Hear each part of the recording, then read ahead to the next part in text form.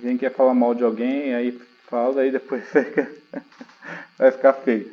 É bom avisar, tá? A aula já está sendo gravada, ok? Por quê? Porque depois pode ser utilizada no futuro aí, para vocês verem. Estou disponibilizando para todas as pessoas lá no meu canal. Eu tentei postar uma aula aí, passada, que eu gravei no Galileu, e ele não suportou, porque tinha mais de uma hora de aula. O Galileu, né? Ele não aceitava, o arquivo ficou muito grande. Então, o que eu estou fazendo? Eu faço a postagem no meu canal e não disponibilizo para o público. Só disponibilizo o link, que aí eu vou postar lá no Galileu na matéria, lá, nessa matéria de Salmos, ok? Então é isso que vai acontecer. A segunda coisa, gostaria que vocês mandassem para mim, eu andei procurando o e-mail de vocês, porque é o seguinte, como está sendo aula remota, daí a gente vai passar atividade, né, de aprendizagem, eu vou mandar pelo Google Formulário. Então eu tenho que cadastrar o e-mail de vocês para vocês receberem, responderem e mandar para mim, para eu receber aqui. Tudo bem? Depois, se vocês puderem, cada um enviar seu e-mail. Pode mandar no particular, tá? Se não quiser colocar no grupo, pode mandar no meu e-mail particular. Que talvez amanhã ou depois eu já vou postar lá uma atividade no Google Formulário. Por quê? No Google Formulário fica fácil que vai ficar arquivado lá para vocês verem, né? Eu vou ver nessa matéria de Salmos, tá bom? Então, como que vai ser as provas, pastor? Nós vamos fazer a prova, a avaliação de vocês, do memorial das aulas, tá? Então, eu vou dar a aula de hoje, aí vocês já estão vendo o slide, né? Já mandei lá no Galileu também esse slide. Então, eu vou seguir esse slide aí, e depois no final vocês falam assim, o que eu compreendi da aula, né? É isso que eu vou fazer lá no formulário. Por enquanto, vocês não precisam mandar nada para mim. Eu vou abrir um formulário lá no Google Formulário, vou mandar para vocês, aí vocês respondem e envia para mim. Então, para vocês me mandarem, eu tenho que ter e-mail, o e-mail de vocês. Preferência se for o Gmail, tá? Eu não sei se dá para cadastrar com outro tipo de e-mail, não. Tá bom? Vamos lá onde nós paramos, né? Prosseguir aqui. Eu falei sobre o acróstico, que a outra característica da poesia hebraica. Trechos da poesia, por exemplo, Salmo 119. Se vocês abrirem a Bíblia de vocês lá, vocês vão ver que é dividido pelas letras do alfabeto hebraico. Tem outra passagem também, agora eu não me lembro, acho que é Provérbios, tem essa divisão. Ó, Aleph, Bet, Gimel, Re, Vav, Zain, Het, Yud, Kaf, Lamed, Mem, Nun, Samek, Pe, Sade, Resh, Shin e Tav. Então, o que é isso? Isso aqui é acróstico, tá? Acróstico é que cada seção dessa ela vai começar com as letras do alfabeto hebraico que está aí. Também é uma característica aí da poesia hebraica. Então, nesse tipo de composição, olha aí no slide, neste tipo de composição, as linhas ou estrofes iniciam cada uma com letras em ordem alfabética. Essa técnica, a exemplo do paralelismo, auxiliaria na memorização e no ensino. Isto também pode sugerir-se que o assunto foi tratado de forma completa. Então, assim, é uma estratégia, um método, né, que ajuda na fixação do conteúdo da mensagem que a poesia quer transmitir. Olha, eu não conheço outra língua que faça isso, não. Pensar em língua hebraica mesmo. Tanto o paralelismo, né, que se alguém faz plagiando da poesia hebraica, e a questão do arranjo acróstico, tá? Ou arranjo alfabético. Tem um outro texto, acho que não sei se Lamentações ou Provérbios, que também tem essa mesma divisão. Se alguém lembrar aí, pode falar. Agora, da aula assim é difícil. Bom, sobre acróstico, beleza? Todo mundo entendeu? Quem não entendeu pode falar. Então vamos. Fala, Pedro. Beleza, pá. Beleza? Vocês estão todos. Beleza, beleza. Tá vendo? Tá conseguindo ver o slide aí, Pedro? Sim, pastor, eu estou aqui também, eu acompanho aqui no meu note, aqui no mesmo tempo do senhor. Ah, tá. Então tá bom. Então, olha só. Regras para a interpretação dos salmos. Então, tem algumas regras que nós utilizamos aí para fazermos uma interpretação correta quando nós estudamos os salmos, tá? Primeira regra aí, se houver uma circunstância histórica que determinou a composição de um salmo, ela deve ser cuidadosamente estudada. Então, assim, se tem um contexto histórico, o porquê foi escrito, né? Daí está posto aí o Salmo 3. O que é o Salmo 3? Se você que tem a Bíblia pode me acompanhar. Davi confia em Deus na sua adversidade. Salmo de Davi quando fugiu diante da face de Absalão, seu filho. Então, o que está escrito aí no Salmo? Esse é um salmo quando vocês conhecem a história de Davi,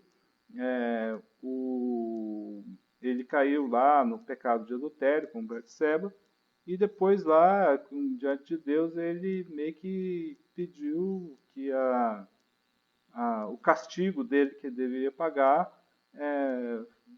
fosse mais pelo caminho familiar, não fosse não queria cair na mão dos seus inimigos.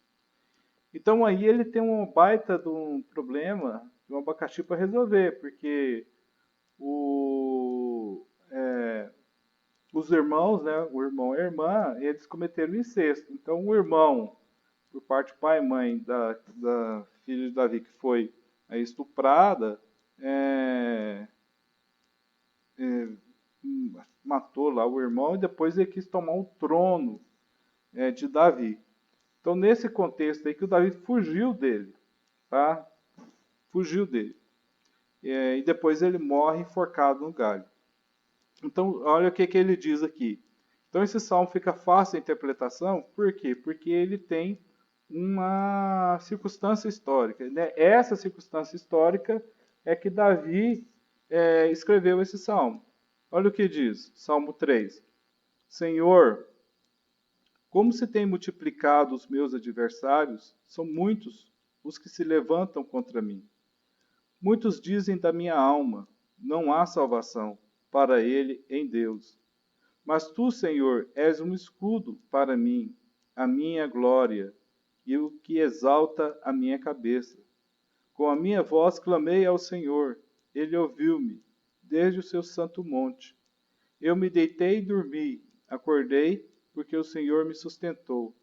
Não terei medo de 10 milhares de pessoas que se puserem contra mim ao meu redor. Levanta-te, Senhor, salva-me, Deus meu, pois feriste a todos os meus inimigos nos queixos, quebraste os dentes aos ímpios. A salvação vem do Senhor sobre o teu povo, seja a sua bênção. A tua bênção. Então, pessoal, esse salmo aqui é fácil de fazer a interpretação porque o contexto histórico é da briga, né? Da perseguição que o filho de Davi fez para ele. Davi teve que fugir, ele foi para o Egito e tal. Então, fugiu do próprio filho, né? Foi uma coisa assim muito difícil. Então, quando um salmo apresenta, né, tem uma composição histórica, uma circunstância histórica determinada, fica fácil da gente fazer a interpretação. Mesma coisa lá acontece com o Salmo 32. Tá? Se você tiver sua Bíblia aí, dá para ver aí o Salmo e fazer a localização do contexto próprio Salmo. O Salmo 32 fala sobre a felicidade do homem perdoado, exortação e arrependimento. É um masquil de Davi. O que é masquil? É salmo de sabedoria. Aquele Salmo 3 que eu li, ele é um salmo, deixa eu ver aqui, normalmente não tem a qualificação, é salmo de Davi, tá? Não tem a qualificação dele. Daí não vou ler o salmo, mas dá para ver, fazer aí a circunstância histórica. A mesma coisa acontece com o Salmo 51. O Salmo 51 é bem conhecido, porque fala do pecado lá, do arrependimento de Davi, quando ele foi exortado pelo profeta Natan, e que ele havia coabitado, né, com a Betseba. Deixa eu tomar um pouco de água.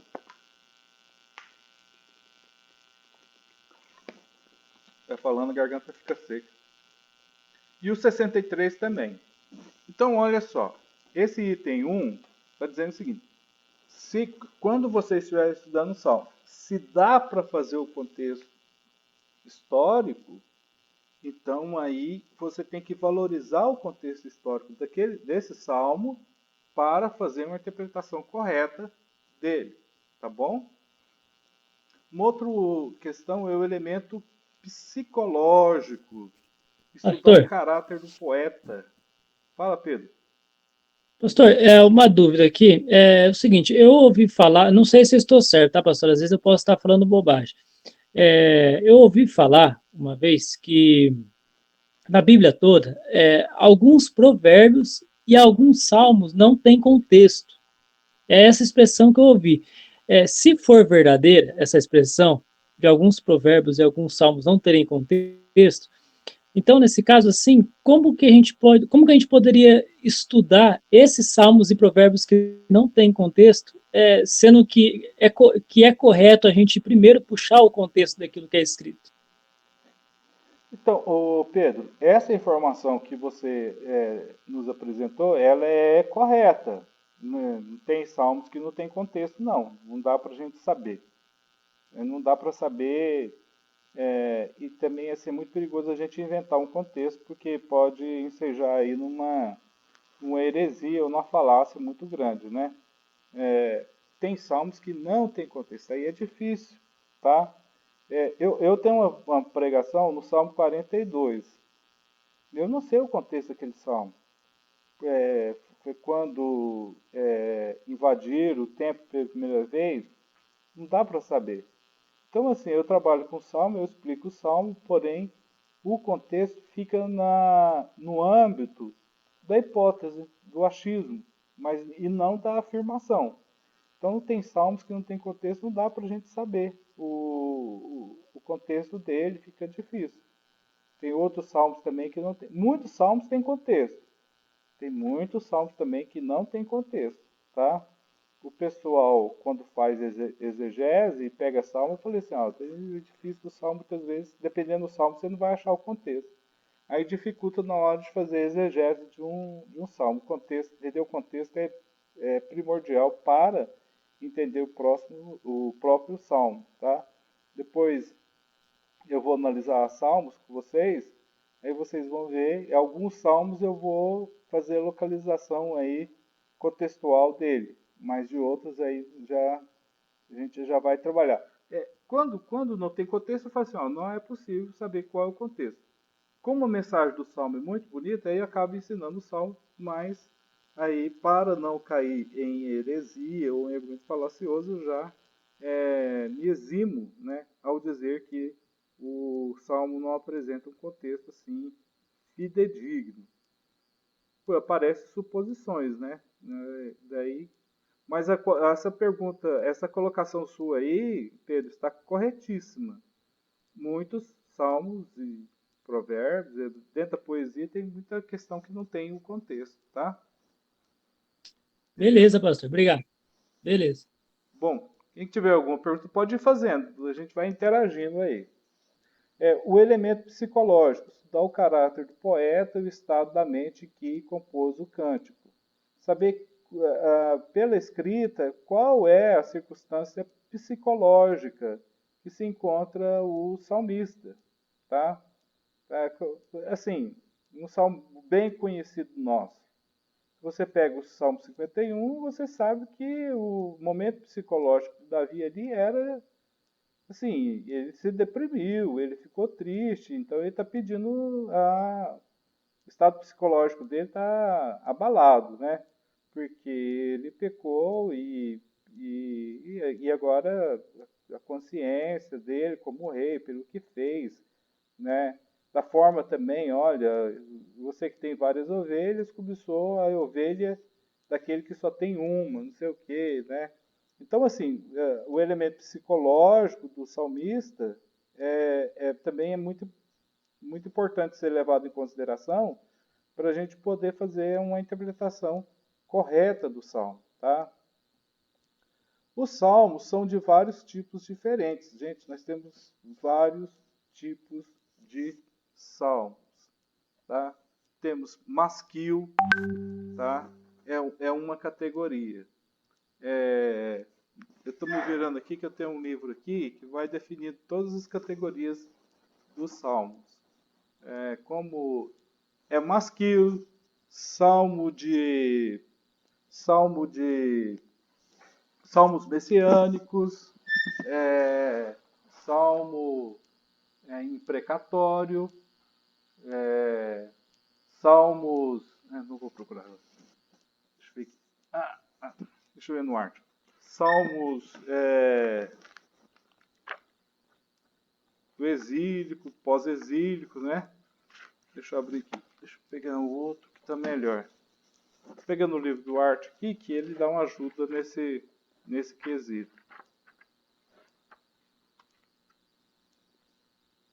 Só um minutinho aí, deixa eu... Não, eu tenho um livro aqui que é... Gente, o problema de ter muito livro, que na hora que você quer pegar para ajudar, eles não... Eles desaparecem da vista da gente. No outro dia que a gente vai ver. Tá? Então, mas eu estou aqui com o livro do Arte, na parte da poesia hebraica. Tá? Quem tiver também pode ver com os tipos de salmos.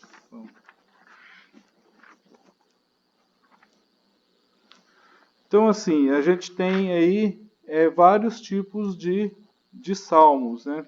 Salmos de degrau, masquil, salmo que roga praga, tá?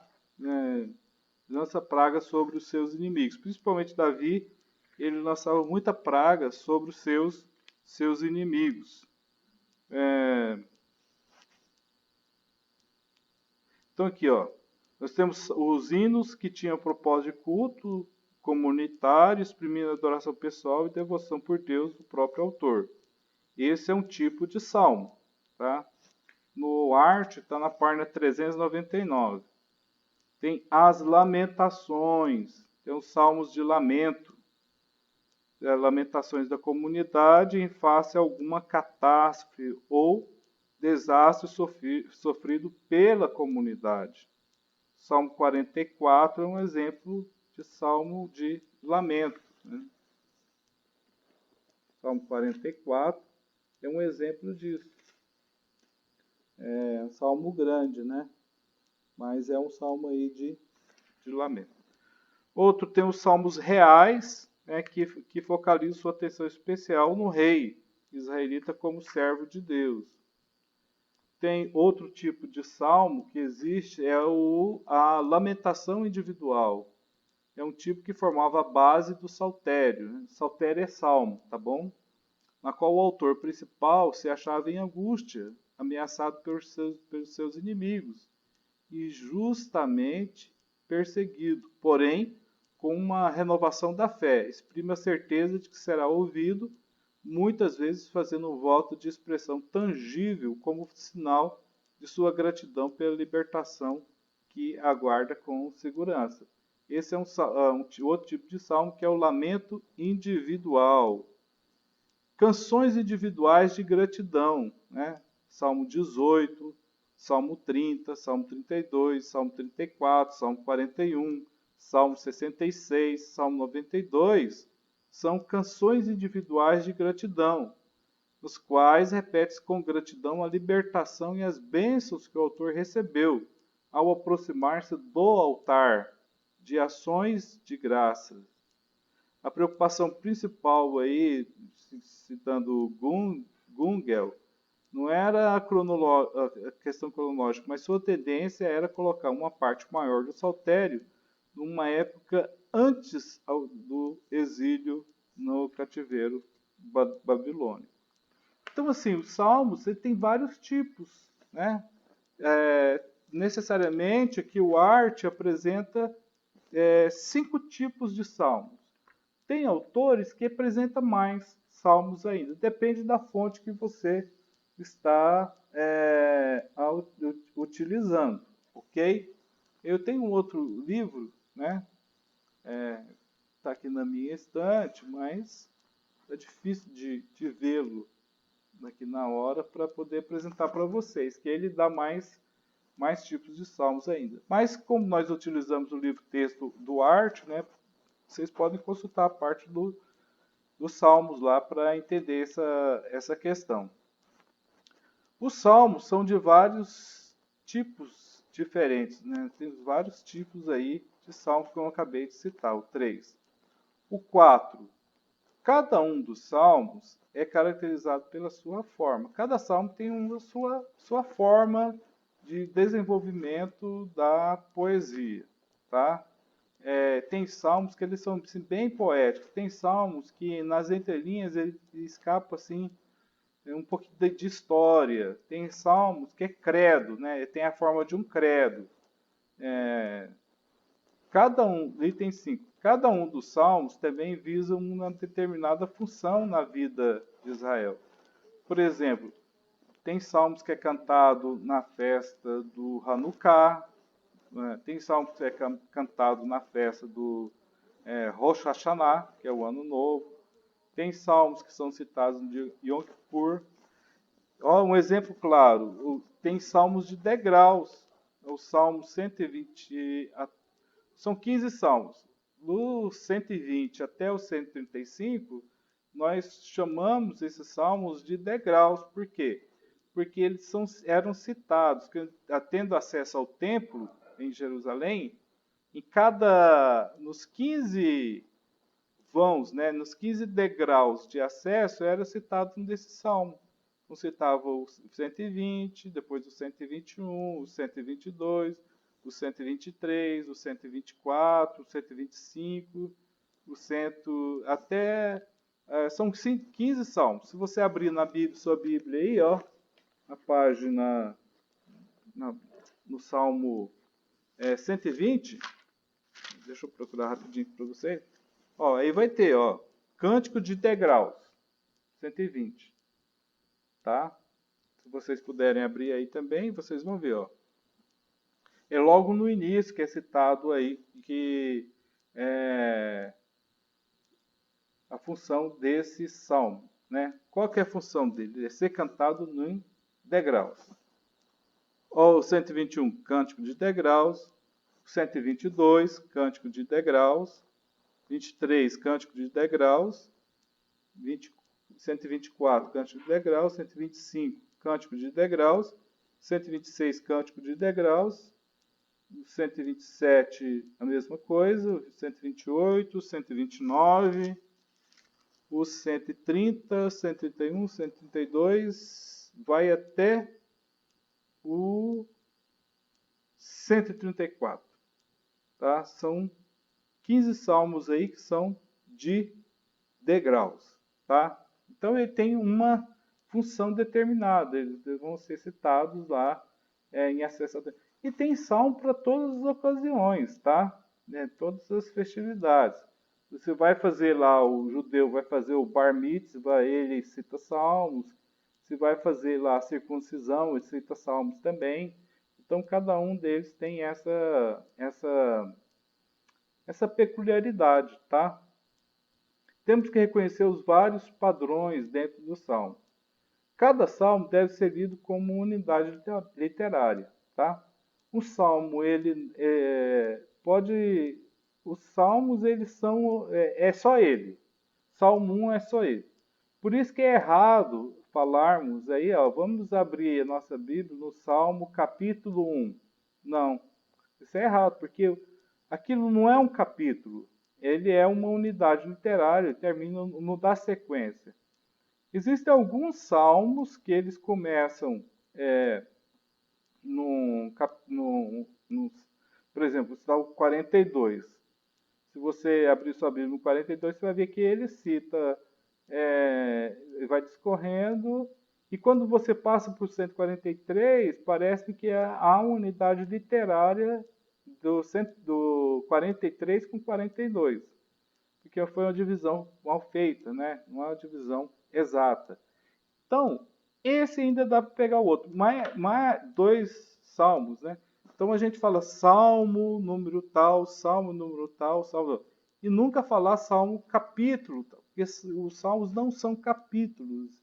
Eles começam e terminam o assunto que eles escolheram. Porque assim, quando faz exegese, a coisa mais fácil do mundo é pegar um salmo para fazer a delimitação da perícope dele, porque cada salmo ele tem um começo, meio e fim. Cada salmo é uma perícope, né? Perícope significa parágrafo. No jargão exegético, perícope é um texto que tem começo, meio e fim. Então, cada salmo deve ser lido como uma só unidade literária. Com relação à data, a autoria e data do livro dos Salmos. O livro de Salmos foi escrito por diversos autores. Nós não temos só um autor do Salmo.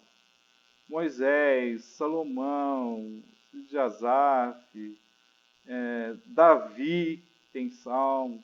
Então, são vários autores que escreveram os salmos.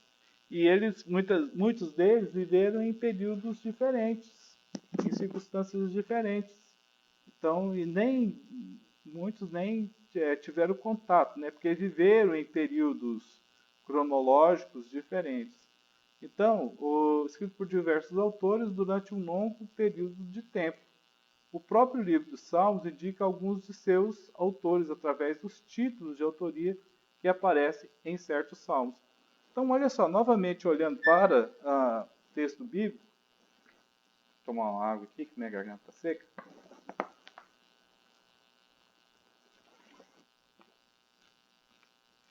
Quando a gente olha para determinados salmos, eles têm o autor. Olha o Salmo 131, Cântico de Degraus. O autor desse salmo é Davi. Então a autoria dos salmos vem logo no título, tá? Olha o 136. Quem sabe quem é o autor do Salmo 136? Ninguém, porque não tem aqui no início, né? Quem foi que escreveu? O 139, que é um belo de um salmo, né? Muito lindo. Quem foi que escreveu? Tá, Mitzmor le Davi. Le David, né? Então, quem escreveu o Salmo 139 foi o rei Davi. Então, tem salmos que os autores são citados logo no título. Pastor, e os salmos em que o autor não é citado no título? Eu devo arrumar um autor para esse salmo? Não, não arrume. Porque não tem como saber quem é o autor desse salmo, tá? Do salmo que não cita quem é o autor. Também aí pode incorrer numa heresia ou numa pregação ou estudo bíblico falacioso. Então assim, gente, quanto mais preso às informações dos salmos durante uma pregação, durante um estudo bíblico, quanto mais presos nós ficarmos àquilo que ele está falando, a nossa pregação vai surtir mais efeito. Nós não vamos ser ridicularizados, porque não vamos falar, não vamos falar nada que não esteja aí dentro da ética e da normalidade, da integridade na transmissão das Sagradas Escrituras. Tá? Então, a autoria do Salmo muitas vezes aparecem em seus próprios títulos. Com base nesses títulos, o rei Davi é o maior autor dos Salmos. Davi foi o que mais compôs Salmos, foi o que mais escreveu aí os Salmos. Apesar de alguns críticos já terem tentado discutir a autoria de Davi, a tradição a seu favor é indiscutível. Daí eu quero ler, com vocês aí as referências citadas no slide. O 1 Samuel vai fazer uma defesa a essas autorias, tá? Dos Salmos. Vamos lá na Bíblia. 1 Samuel 16. 1 Samuel 16, o 14 ao 23, tá? Quem puder acompanhar comigo, acompanhe. 1 Samuel 16, do 14 ao 23. Olha só. E o Espírito do Senhor se retirou de Saul, e o assombrava um espírito mau da parte do Senhor. Então os criados de Saul lhe disseram: Eis que agora um espírito mau da parte do Senhor te assombra. Diga, pois, nosso Senhor a seus servos que estão em tua presença, que busquem um varão, um homem, que saiba tocar harpa. E será que quando o espírito mau da parte do Senhor vier sobre ti, então ele tocará com a sua mão e te acharás melhor. Então disse Saul aos seus servos: Buscai-me, pois, um homem que toque bem e trazei-mo. Então respondeu um dos mancebos e disse: Eis que tenho visto a um filho de Jessé, o belemita, que sabe tocar, e é valente e animoso, e homem de guerra, e sisudo em palavras, e de gentil presença, o Senhor é com ele. E Saul enviou o mensageiro a Jessé, dizendo: Envia-me Davi, teu filho, o que está com as ovelhas. Então tomou Jessé um jumento carregado de pão e um odre de vinho e um cabrito, e enviou-os a Saul pela mão de Davi, seu filho. Assim Davi veio a Saul e esteve perante ele. Ele o amou muito e foi seu pajem de armas. Então Saul mandou dizer a Jessé: deixa estar Davi perante mim, pois achou graça em seus olhos. E sucedia que quando o espírito mau da parte de Davi vinha, da parte de Deus vinha sobre Saul, Davi tomava a harpa e a tocava com a sua mão. Então Saul sentiu alívio e se achava melhor, o espírito mau se retirava dele. O que quer dizer esse texto? Que o Davi ele tocava para que o espírito mau, expresse de uma depressão demoníaca, opressão que o Saul vivia, só com o toque da harpa lá do Davi é que ele tinha o alívio dessa perturbação. Então, esse texto aqui, aliado a outros textos lá, como 2 Samuel, capítulo 1, a gente também vai ter uma citação de Davi como um músico e poeta. 2 Samuel 1, 17, que vai dizer o seguinte: lamentou Davi a Jonas, seu filho, com esta lamentação. Então, lamentou Davi a Saul e a Jonatas, seu filho, com essa lamentação. Então, o que está embaixo aqui dizendo ele que ensinasse aos filhos de Judá. O que Davi faz é uma lamentação. Lamentação é um tipo de salmo. Então, esses textos aqui vão afirmar que Davi escreveu alguns salmos.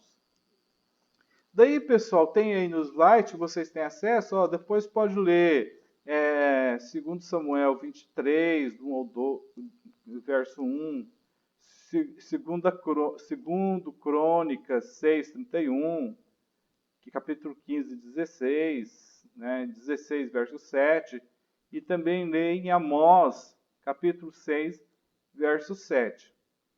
Além de Davi, os títulos de alguns salmos também indicam outros autores. São eles: Moisés, que escreveu o Salmo 90, Salomão, que escreveu, acho que a digitação aqui está equivocada, o 72 ele está na frente.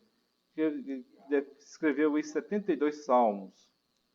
Os filhos de Coré escreveram aí os salmos, os filhos de Coré, os coreitas, eles eram da tribo de Levi, eles eram da linhagem sacerdotal.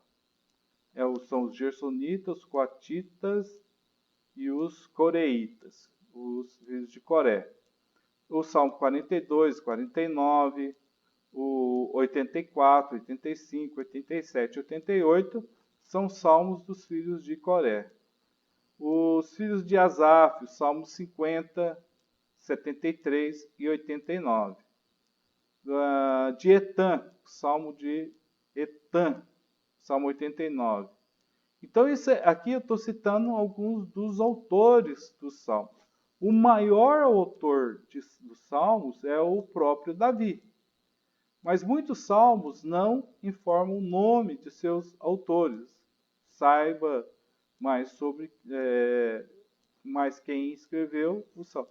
Então, assim, tem salmo que não tem o autor. Então, não dá para a gente descobrir quem é.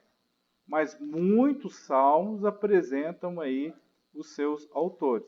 Apresentou o autor, aí dá para a gente ficar tranquilo e saber quem é. Ok? Bom.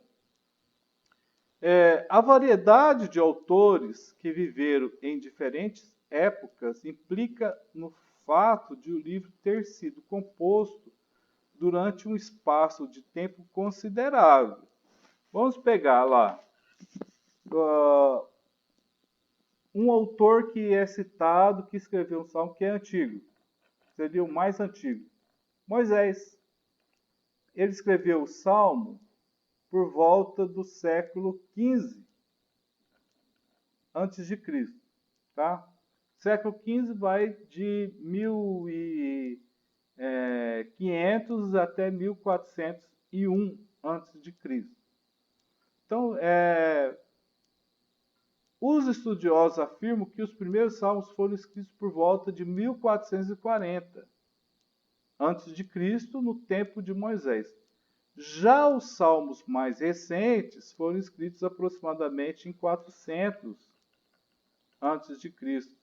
Isto é, salmos que foram escritos pós-cativeiro babilônico, nos anos por volta no século V a.C.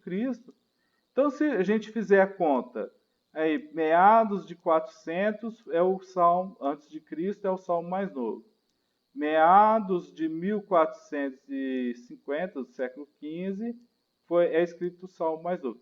Então, qual é a duração da escrita, o tempo que foi gasto para se escrever o livro dos Salmos?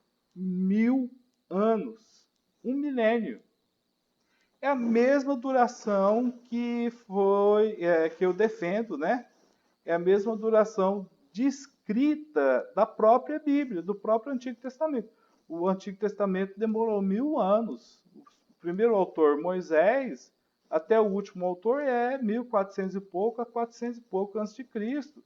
Também 1000 anos. Então, os Salmos têm essa peculiaridade. Não sei se eu já falei aqui, uma outra peculiaridade dos Salmos com relação à Bíblia é que os Salmos eles são divididos em 5 livros. livro 1, livro 2, né? Estava aqui agora na minha frente essa divisão, que o Archer traz essa divisão. Olha só, os Salmos, além deles terem aí 1000 anos de período de composição, aí eles foram pedagogicamente divididos da seguinte maneira, né? Foram divididos em 5 livros. Mas se você me perguntar, mas por que os Salmos são divididos em 5 livros, pastor? Você vai ver na sua Bíblia aí, livro 1, livro 2, livro 3, livro 4. O livro 1 dos Salmos, são Salmos 1 a 41. O livro 2 dos Salmos vai do 42 até o 72. O livro 3 dos Salmos vai do 73 até o 89. O livro 4 vai do Salmo 90 até o 106. E o livro 5 vai dos Salmos, são Salmos de 107 até 150. É dividido em 5 livros. Por que é dividido em 5 livros? Segundo a tradição dos sábios judeus, rabinos, os Salmos são divididos em 5 livros para representar aí os 5 primeiros livros da Torá.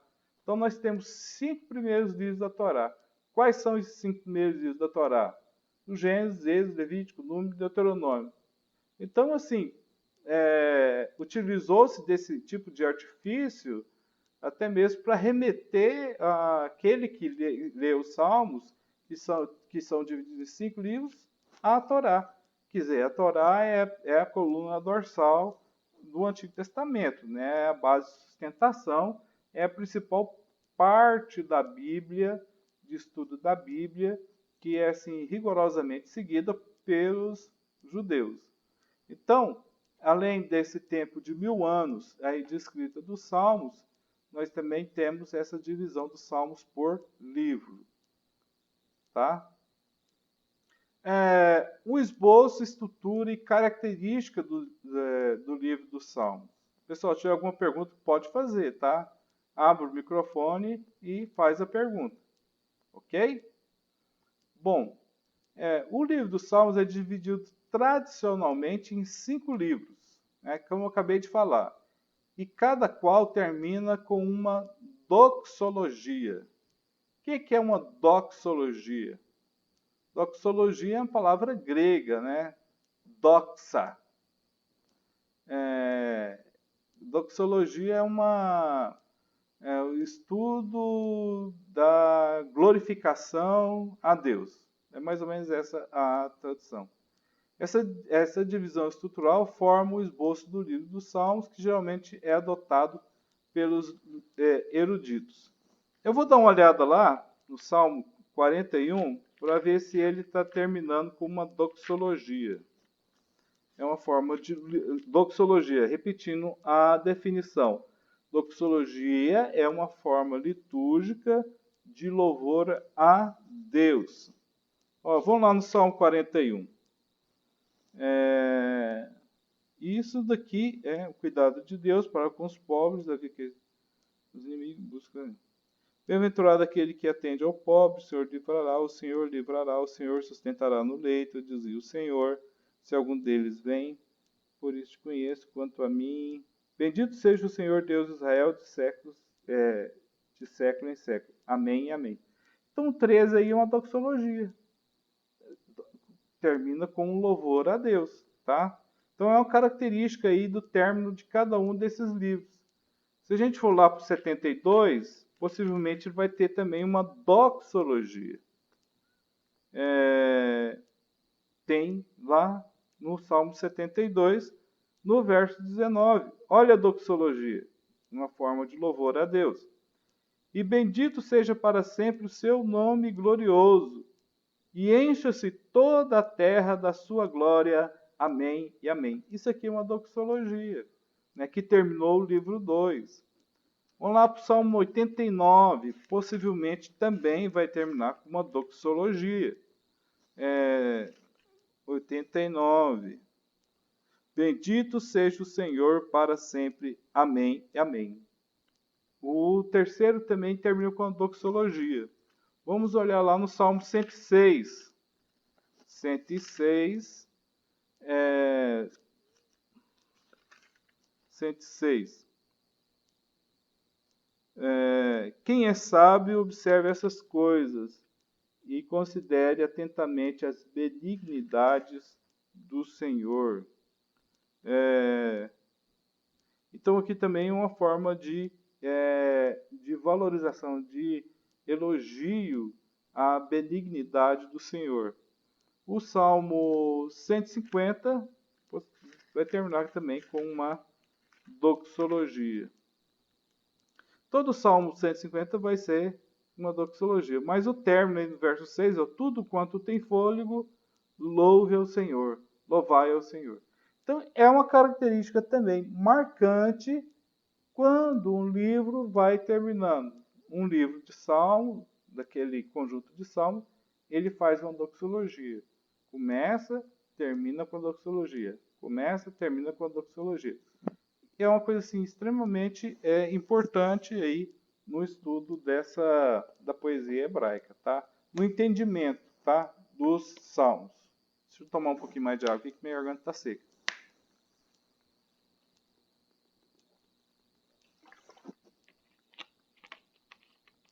Bom, vamos prosseguir. Segundo a tradição judaica, essa divisão do livro de Salmos em 5 livros teria sido adotada de modo a corresponder ao Pentateuco. Pentateuco e Torá são as mesmas coisas. A diferença é que Pentateuco é o nome em grego. Pentateuco, 5 livros. E Torá, que significa instrução, é o nome em hebraico, que são os 5 livros de Moisés.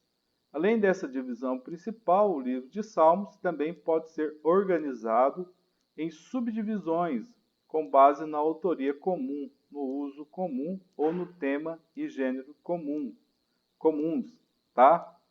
Então, os Salmos têm essa divisão e essa organização interna em subdivisões de autoria, uso, tema e gênero em comum, tá? Por exemplo, vamos pegar uma divisão de 15 salmos aí que todos eles têm um uso em comum, os salmos de degraus, que é o Salmo 120, 120, 121, 122, 123, 124, 125, 126, 127, 128, 129, 130, 131, 132, 133 e o 134. Então, assim, eles têm aí um uso comum. É cantado nos degraus de acesso ao templo. Os títulos dos salmos são parte importante na organização das características do livro dos salmos. Esses títulos são tão essenciais que geralmente aparecem como sendo o primeiro verso dos salmos do texto original hebraico e também em sua tradução grega na Septuaginta. Isso significa que os títulos fazem parte do texto original inspirado, ou tiveram origem numa tradição realmente muito antiga. Então, assim, qual é o título do salmo? Se você pega o salmo lá,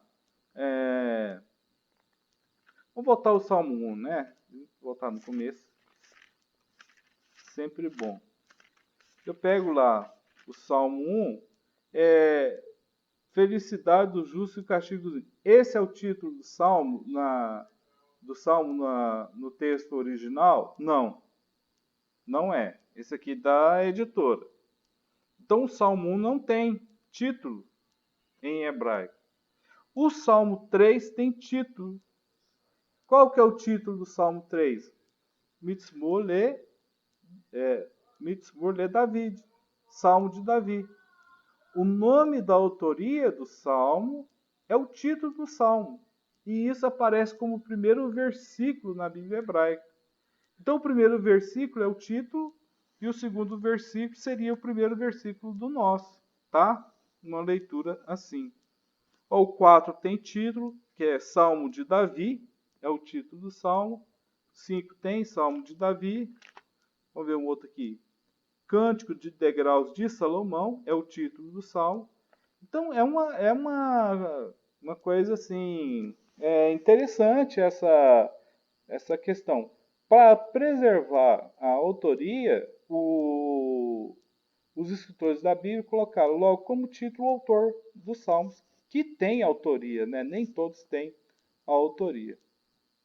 Esses títulos são tão essenciais que geralmente aparecem como sendo o primeiro verso dos Salmos, no texto original hebraico, e também em sua tradição grega, na Septuaginta. Isso significa que ou os títulos fazem parte do texto original inspirado ou tiveram origem numa tradição muito antiga. Na minha perspectiva, esses títulos fazem parte do texto original inspirado, tá? Porque se fosse arranjado, as pessoas teriam, né, arranjado a autoria para todos os salmos. E isso não aconteceu. Tanto é que nós não temos a autoria de todos esses salmos, ok? Bom, esses títulos podem ser divididos em 5 categorias básicas de salmos. Quais são essas 5 categorias básicas? Nós temos lá os títulos de autoria, né, que eu acabei de falar, Salmo de Davi, Salmo de Salomão, Salmo de Moisés, Salmo de Coré, Salmo de Asaf, e etc, etc, etc. Quer dizer, indica títulos que indicam o autor. O nome do autor é o título do salmo. Ou sobre quem o salmo fala, o assunto, ou mesmo a quem o salmo é dedicado. Davi dedicava bastante os seus salmos a uma categoria de cantores. Ao mestre de... Acabei de ver um aqui agora que ele vai dedicar a um grupo de cantores. Deixa eu mostrar para vocês aqui. É aqui, ó, Salmo 22. Salmo de Davi para o cantor mor sobre Agele-Hazar, né? Então, isso daqui já está o quê? Mostra a autoria e mostra também para quem foi dedicado esse salmo, para quem que o autor escreveu, tá? Títulos de gênero indicam os diferentes tipos literários da poesia hebraica. Masquil, lamento, etc, etc. São os títulos de gênero. O que é masquil? É um salmo de sabedoria. Quando fala masquil, é um salmo de sabedoria para a vida. Ensina como viver melhor. Um salmo de lamento você está lamentando, né? Está reclamando de alguma coisa que aconteceu, que ocorreu na vida do salmista. Títulos de notações musicais aparentemente dão alguma instrução quanto à execução musical de determinado salmo. Então, nós vamos ter também esses títulos aí que vão fazer a anotação. Anotação musical, tá? Eu não sou músico, não. Olha só, Salmo 12. Salmo de Davi para o cantor mor sobre Seminite. O que é Seminite? Deve ser alguma coisa de música, né? Né, André? Eu não sei o que é Seminite. Você sabe falar o que é, André? O que é Seminite? Eu não sei não, mas deve ser uma semima, provavelmente um ritmo musical, um andamento, uma música assim, tipo, uma música mais agitada, uma música mais lenta, uma música mais alegre ou mais triste. Algo do tipo assim, o andamento da música. Provavelmente. Ah, que legal. Eu sou analfabeto, tô completamente analfabeto em música, tá? Não sei nada. Nem cantar eu sei cantar direito. Bom, então tem também essas indicações dos salmos, a indicação musical, como deve ser feita, assim sucessivamente. Tá? Títulos de anotações musicais, falei. Títulos de instruções para o culto são títulos que indicam a aplicação de um salmo na liturgia do culto formal de Israel. Então a gente vai encontrar esses cânticos. Olha só o Salmo 18. Para o cantor mor, Salmo do servo do Senhor Davi, que disse as palavras desse cântico ao Senhor no dia em que o Senhor o livrou de todos os seus inimigos e das mãos de Saul. Esse salmo aqui já dá a instrução de comemoração, até mesmo na forma de litúrgica sobre o livramento que Davi teve aí de Saul, tá? Bom, então, gente, até aqui tudo bem? Alguma pergunta? Essa aula está sendo gravada. Tudo bem, pastor. Essa aula está sendo gravada, depois eu vou colocar lá no Galileu, vocês podem, pelo link, acessar e ouvir novamente. Tá bom? O professor, tem esses salmos de degraus aí, é o mesmo que chama salmo de romagem também, né? Mesma coisa. Salmos de romagem. Eram procissões que os judeus faziam em direção ao templo, né? Isso chama romagem também. E salmo de degraus. É a mesma coisa, são 15. Bom, vamos prosseguir.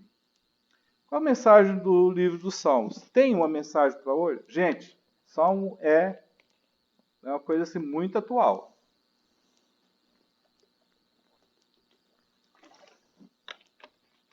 Dá uma sede. Os Salmos têm uma mensagem muito atual, muito interessante. Então, uma mensagem que o livro dos Salmos traz é muito abrangente.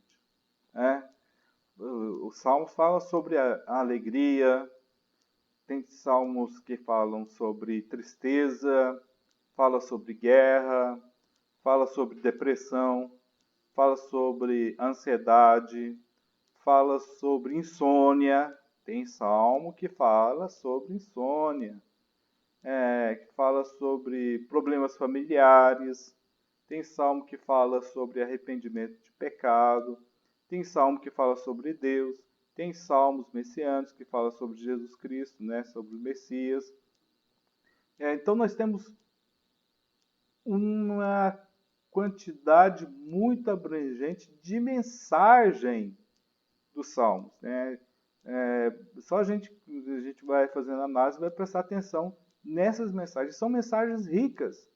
Salmos, eles falam muito sobre a nossa vida psicológica, tá? Sobre a nossa situação emocional. Como também fala sobre as nossas enfermidades na carne também. Fala sobre perseguição, não perseguição, guerra, não guerra. Tem salmo que é de jogar maldição, né? Tem salmo que é de jogar maldição. São salmos imprecatórios, né? Que é lançada a maldição sobre os inimigos. O reformador protestante, aí, autor das 95 teses lá na Alemanha, na Catedral de Wittenberg, Martim Lutero, diz que o livro de Salmos é como uma pequena Bíblia e o sumário do Antigo Testamento.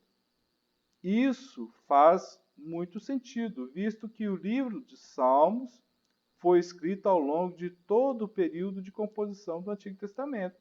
Então, o Antigo Testamento demorou 1000 anos para ser composto. Os Salmos também levaram 1000 anos para a sua composição, tá? É muito parecido aí a história da composição do livro dos Salmos com a história da composição do texto bíblico, tá? O livro mostra quadros que vão desde a reflexão acerca dos atos de Deus na criação e seu governo da história, até eventos específicos da vida da nação de Israel. Então, assim, ele vai abraçar assuntos importantíssimos, assuntos aí da administração de Jerusalém, assuntos da administração de Israel, como também existem salmos que vão falar sobre a grandeza de Deus, né? Louvor a Deus. Tem um salmo que eu acho que é o 50. Ah, não. Qual o salmo que fala grande é o Senhor em quem? Será que é o 90? Minha mente está falhando já. Não lembro agora. O Deus poderoso, o Senhor falou, chamou grande. Eu pensava que Pastor, era acho que é Salmo 48. Salmo 48. A gente sempre canta esse salmo. É, o 48. 48 aqui é um salmo para os filhos de Coré, né? E é um salmo que fala da vida de Israel. Olha só, grande é o Senhor e muito digno de louvor na cidade do nosso Deus, no seu santo monte, seu monte santo. Formoso de sítio e alegria de toda a terra é o monte de Sião, sobre os lados do norte, a cidade do grande rei. Deus é conhecido nos seus palácios por um alto refúgio. Então, esse é um exemplo de um salmo que fala, né, especificamente de Sião, que está falando sobre Jerusalém, tá? E vai falar sobre Jerusalém e do Deus que deu Jerusalém para os judeus. Então, por causa das suas características, uma coletânea de cânticos, né? Podemos dizer que os salmos, eles não é só a recitação, eles eram cantados. Muitos salmos eram recitados, muitos salmos eram cantados, né? Esse mesmo é cantado, a gente canta, né? Antigamente cantava mais nas igrejas, hoje quase não se canta aí os salmos, né? Quem nunca aprendeu a cantar assim, o Senhor... Pessoal, não sou cantor não, hein? Então não zombem de mim. Quem não aprendeu a cantar o Senhor é o meu pastor e nada me faltará. O Senhor é o meu pastor. Vou gravar um DVD, tá? Show de bola. Mas assim, tem outros salmos. Esse que eu citei também é cantado, né? Tem vários outros salmos aí que são cantados, né? E assim, e são lindos, né? O livro dos Salmos não apresenta um desenvolvimento teológico de modo sistemático, né? O livro dos Salmos existe nele uma teologia? Existe, tá? Por quê? Aí eu vou lançar mão do conceito de teologia na sua forma mais simples de definição.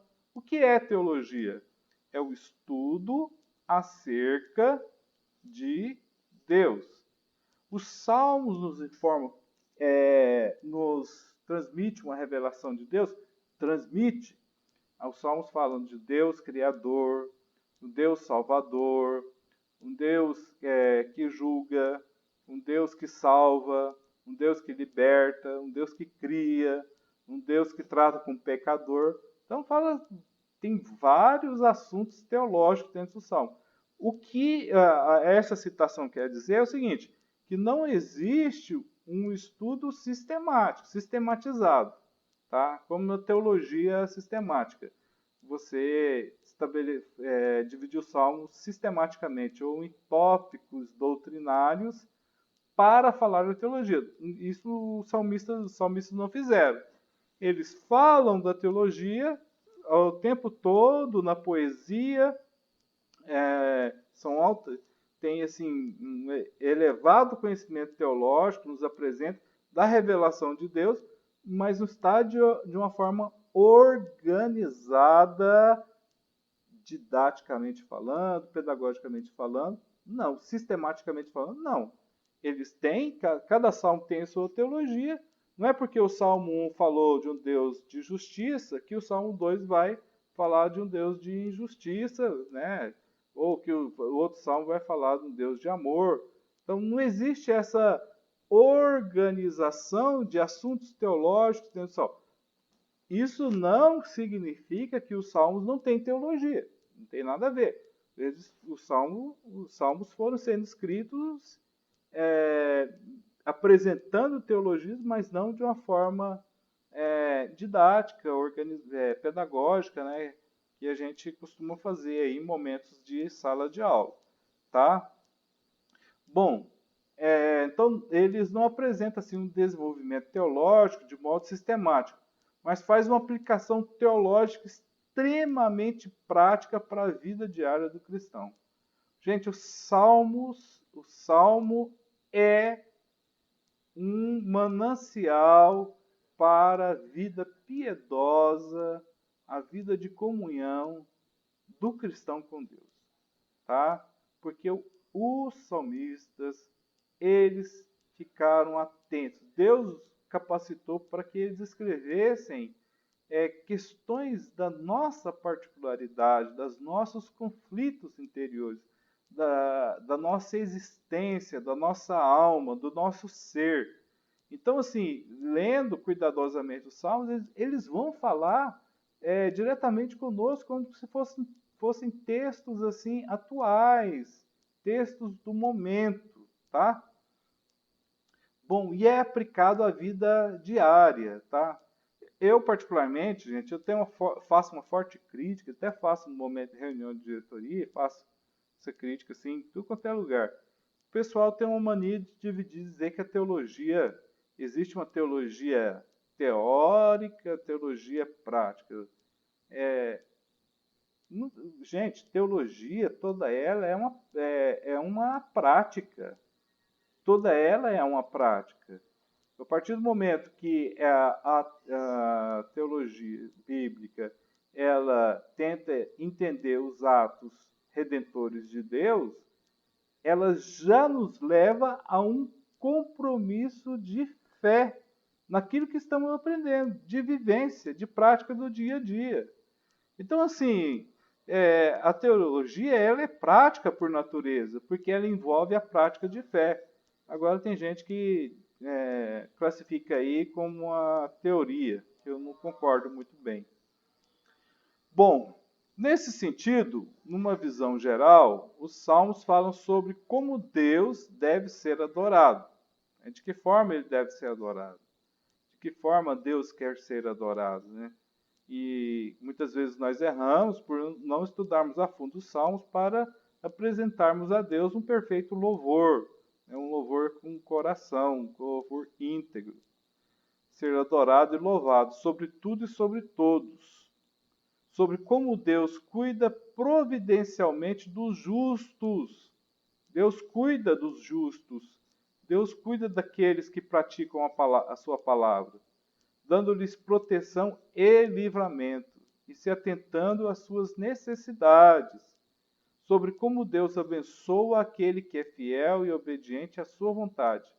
Mas também os salmos falam também de um Deus que julga o desobediente. Deus julga, Deus trata com os seus servos, ele trata porque ele ama, que vive na prática do erro, do pecado, tá? Então Deus vai tratar, e os Salmos falam sobre, vão discutir isso também.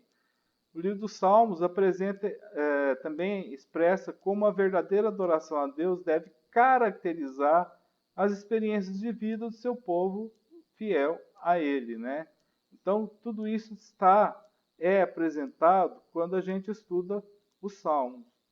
Também, gente, é apresentado lá nessa coletânea aí de 150 salmos, é apresentada a pecaminosidade humana, que é registrada aí nos livros dos Salmos. Seja no comportamento dos ímpios, seja nos erros dos justos. O livro destaca a soberania de Deus sobre todas as coisas, mas não isenta o homem da sua responsabilidade moral, da sua integridade moral, não isenta o homem do seu compromisso, da sua responsabilidade enquanto servo de Deus em ter uma vida íntegra, uma vida de retidão às Escrituras Sagradas, né? Nesse tempo aí que a gente vive de divisão de muitas igrejas, e acaba que cada igreja acaba fazendo suas normas, né? E acaba seguindo as suas normas, os livrinhos de normas que são aprovados em assembleias da igreja, e muitas vezes relega ou deixa o texto bíblico, principalmente o Salmo, para um segundo plano. E o que eu acho um equívoco, o que eu acho um erro, eu acho que assim as lideranças eclesiásticas devem trazer para o centro da vida cristã o estudo das Sagradas Escrituras, e principalmente os Salmos, né? Dá para a gente ver a grandeza dos Salmos na vida das pessoas pelos grandes pregadores aí que fizeram aí pregações, inúmeras pregações sobre os Salmos. Eu citei entre eles aqui o Spurgeon fez, o João Calvino também, inclusive tem um livro publicado em que ele faz uma série de pregações em cima do Salmo. Tá? O livro destaca a soberania de Deus sobre todas as coisas, mas não isenta o homem da sua responsabilidade moral. Além disso, vários salmos trazem uma visão escatológica ao enfatizar a consumação da história no dia do Senhor. Então, assim, os salmos apresentam também aquilo que nós chamamos de uma filosofia da história. O que é a filosofia da história? Nós temos duas filosofias da história no que diz respeito ao tempo, tá? Ao tempo. Nós temos uma perspectiva grega e temos uma perspectiva da história sob a ótica judaica, tá? Qual é? Eu vou falar da grega para a gente entender a judaica. Na perspectiva grega, a história ela é circular. Ela não sei se você já ouviu falar, né? Eu vi muita gente falando isso aí já. A história é repetitiva. Quando as pessoas estão falando isso aí, que está dizendo que o movimento da história é cíclico. Ela circula, sempre volta ao mesmo ponto. Tá? Isso na perspectiva dos gregos, dos filósofos gregos.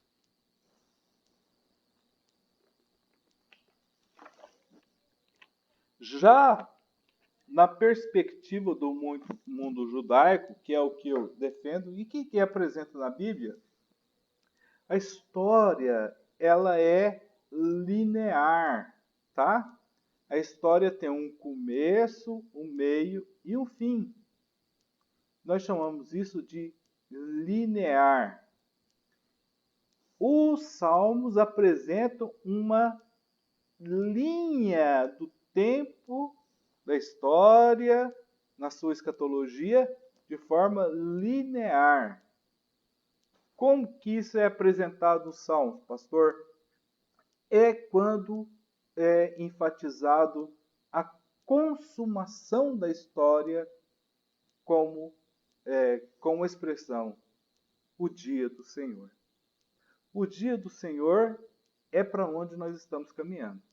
O dia do Senhor é um dia de bênção para os salvos e redimidos e lavados pelo sangue do Cordeiro de Deus. O dia do Senhor é terrível, né? E lá os profetas menores, eles vão trabalhar com as duas ideias. O dia do Senhor é terrível. É um horror. Vai ser de vergonha, de terror, de desespero para aqueles que amam e praticam a iniquidade. Isso os salmos apresentam, tá? O dia do Senhor é a redenção do justo. O dia do Senhor vai ser a condenação eterna do injusto. Isso nós chamamos de história linear, que tem um começo, meio e fim. Nós caminhamos para o fim. Qual é o fim? O fim é o reinado eterno, viver no reinado eterno com Deus na eternidade. Esse é o fim, tá? nós não cremos em em repetitividade ou em história cíclica. Eu morri, eu vou reencarnar, por exemplo. Isso é para a filosofia grega e as heresias aí de budistas, hinduístas, espíritos e tudo mais, né, que a gente vai fazer nesse círculo na vida. Isso não é feito. Todos nós nascemos, crescemos, desenvolvemos e caminhamos para um fim, né? Caminhamos para um fim, ou arrebatamento, ou morrermos quando íamos morar no céu. Então, os salmos, eles representam também, eles defendem a filosofia da história, no que diz respeito ao tempo, na perspectiva judaica. E assim, é uma abordagem teleológica. Que é isso?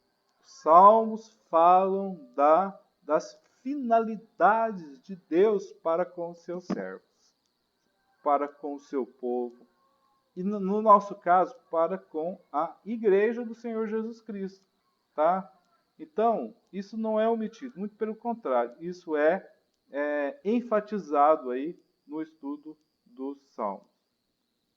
Pessoal, há alguma pergunta da parte de vocês? Uma colocação? Todo mundo está acordado ainda? Para mim tudo certo, pastor. Acordar, tudo certo. Isso. Então manda para mim o e-mail de vocês, pode mandar no particular, que aí eu vou cadastrar aqui, vou mandar o Google formulário para vocês fazerem o memorial dessa já 2 aulas, né? Ô André, você faz e manda em áudio para mim, ok? Você pode fazer em áudio. Você manda manda no WhatsApp mesmo. Ou se você quiser, você pode fazer pelo Google Formulário, né? Pede a Mayra para te ajudar. Mas qualquer coisa eu tô aqui, eu te ajudo também.